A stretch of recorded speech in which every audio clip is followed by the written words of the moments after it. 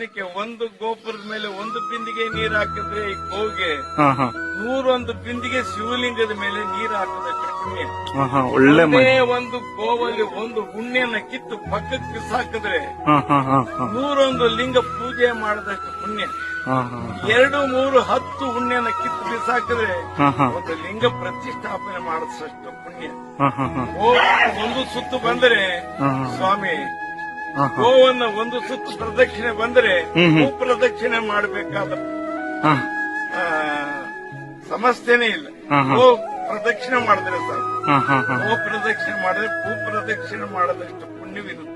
ಹಾ ಹಾ ಹಾ ಅದು ಗೋವು ಹೌದು ಅದರಲ್ಲಿ ಸೂರ್ಯ, ಚಂದ್ರ, ಮಂಗಳ, ಬುಧ, ಶುಕ್ರ ಅಂತ ಏನ್ ಹೇಳ್ತೀವಿ ಎಲ್ಲ ಒಲ್ಲಡಗದೆ ಹೌದು ಹೌದು ಎಲ್ಲ ಸ್ವಾಮಿ. ಅದರಲ್ಲಿ ಬೇಡದೇ ಇರೋದೇನಾದ್ರೂ ಇದ್ರೆ ಹೇಳ್ರಿ.